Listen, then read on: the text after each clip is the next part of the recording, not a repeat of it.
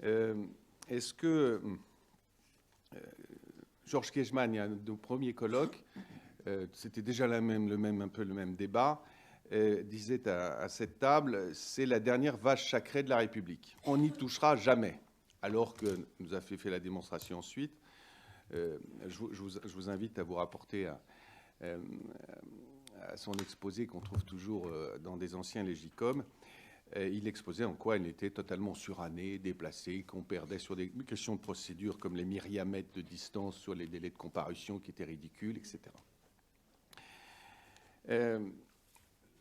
Nous sommes, nous les praticiens, c'est un peu une constante, vous me démentirez certains, mais ceux qui connaissent la matière, les magistrats du siège comme du parquet, les avocats, des parties civiles comme des prévenus, des demandeurs comme des défendeurs, les éditeurs et les journalistes, très attachés à cette loi, parce qu'elle a un mérite considérable, elle existe, elle est prévisible, elle comporte un corpus législatif de règles qui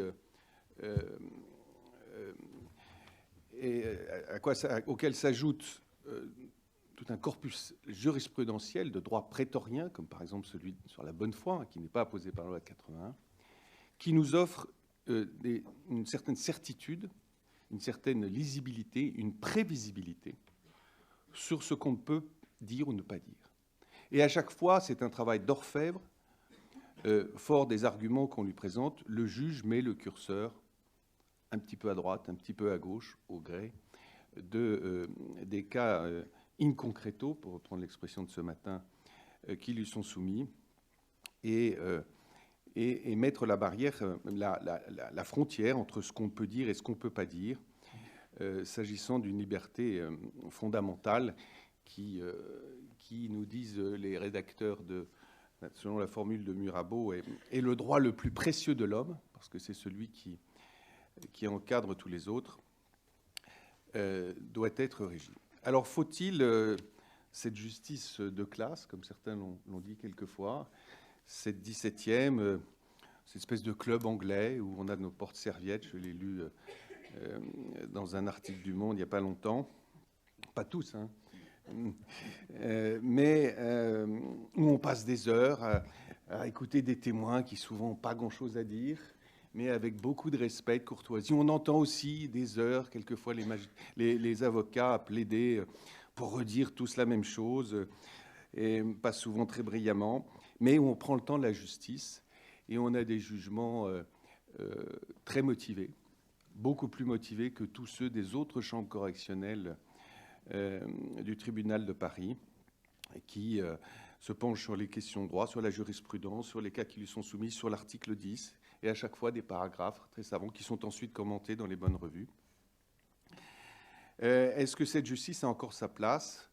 Est-ce que c'est pas un peu une perte de temps, d'argent, quand on voit qu'en face de la 17e, vous avez des chambres de comparution immédiate, où là, on risque vraiment les enjeux sont quand même plus importants, et on passe pas plus de 15 minutes, peut-être un petit peu plus, mais sur les affaires qui se présentent. Est-ce que c'est des questions qu'on entend souvent? Est-ce que finalement, on ne devrait pas faire comme les Belges et les Luxembourgeois, toutes les petites fautes de presse, 1382, il y aura bien un droit prétorien qui sera prévisible, rassurez-vous, Monsieur Bigot, qui nous dira est-ce qu'on a le droit de faire, pas fait, on l'a bien fait pour l'article 9 du Code civil qui n'était pas tellement plus précis, pourquoi pas? Je crois que les Belges et les Luxembourgeois s'en sortent pas si mal. Et par contre, pour ce qui est très grave, les fautes les plus graves de la loi de 80, qui ont d'ailleurs déjà un régime particulier. Hein. Il y a deux régimes dans la loi de 80. Il y a les infractions les plus graves qui ont une prescription d'1 an maintenant, qui sont punies de peine de prison, qui sont punies en cas de récidive avec des peines afflictives, etc. Puis vous avez le reste qui, lui, continue d'obéir au droit commun de la loi de 81. Est-ce que fondamentalement, on ne devrait pas remettre tout ça dans le code pénal avec avec toutes les facilités de la procédure pénale, et on s'exonérerait de ces règles qui ont-elles encore un sens? On continue de lire dans les jurisprudences que elles sont là pour protéger la liberté d'expression, les délais, l'obligation de préciser tout le jeu de l'article 53, 55, 35, etc. Est-ce que tout ça a encore un sens? C'est la question de notre table ronde. C'est vrai qu'on va l'envisager que sous le prisme des discours racistes, puisque ça a été annoncé. Hein, on nous a dit c'est terminé, on ne peut plus prendre le risque. Alors déjà, on avait mis 1 an. Hein. Il y a déjà une dévitalisation de la loi de 81 qui est moins perceptible, mais que le législateur opère depuis quelques années. Alors que, je le répète, les praticiens ils sont très attachés, qu'ils soient de part et d'autre, parce que, et j'en ai presque terminé, parce que on est dans un domaine très particulier. On régule, quand je dis on, c'est plutôt les magistrats, mais fort de ce que leur proposent les avocats, ce lien social qui est l'information. Et l'information, plus simplement, fait par les professionnels. Hein. Aujourd'hui, les grands médias, pour lesquels, c'est vrai, la loi de 81, puis les lois sur les entreprises de presse ou de communication audiovisuelle ont été imaginées avec un responsable directeur de la publication, des délégations, etc., un comité qui approuve ou non les... Et de ce point de vue, on pouvait se demander si la loi de 81 allait résister à l'arrivée de l'Internet et de cette immense population, quasiment tout le monde aujourd'hui, qui est devenue un publicateur sur les réseaux sociaux, sur les blogs, sur les espaces de contribution. Il s'avère, c'est vrai que le législateur a mis quelques petites modifications, mais il s'avère que finalement, la loi de 81, elle a subi le choc. Elle a aujourd'hui, alors c'est vrai, c'est devant la chambre de la presse, mais finalement, je ne sais pas quelles sont les statistiques, mais il y a peut-être 2 affaires sur 3 qui ne sont plus de la presse pure, hein, qui sont des affaires entre parties quasiment. Mais on est toujours sur cet espace public que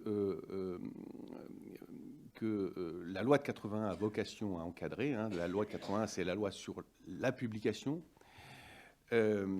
Et je vous dis, elle a fait, en tout cas, c'est la raison pour laquelle nous évoquerons également l'évolution de la jurisprudence sur, je vois qu'on a intitulé la loi de 81 à l'épreuve du numérique, les blogs, les espaces de contribution personnelle.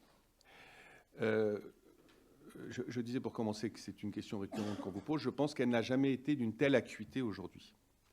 Et d'ailleurs, je voyais dans le programme que Frédéric Gras aura un peu sur la même question, un exposé historique très, très, très intéressant. Donc, je ne veux pas déflorer ce qu'il a à dire, mais j'invite, ça sera un peu le prolongement de ce qu'on va se dire ce matin, tout le monde a resté cet après-midi pour l'écouter.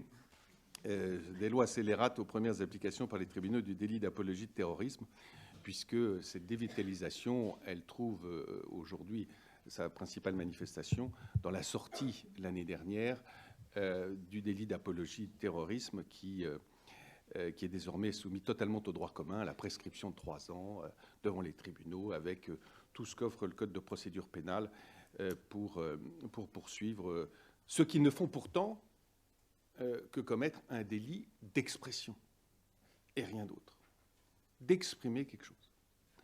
Or, la loi de 81 a été imaginée en application, j'ai terminé, en application de l'article 11 de la Déclaration des droits de l'homme pour prévoir, le doyen Carbonnier disait que ça devrait être un espace juridique clos.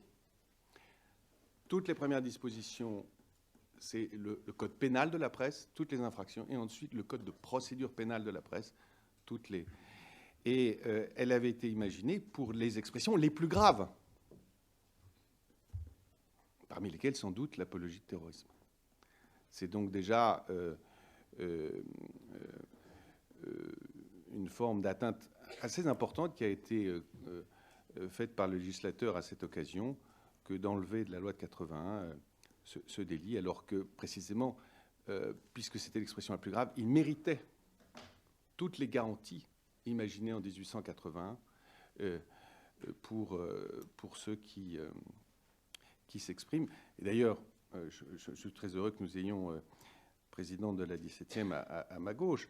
Quand la 17e se prononce et qu'elle considère que les bornes ont été très dépassées et très gravement dépassées, elle prononce des peines aussi fermes qu'une autre chambre correctionnelle.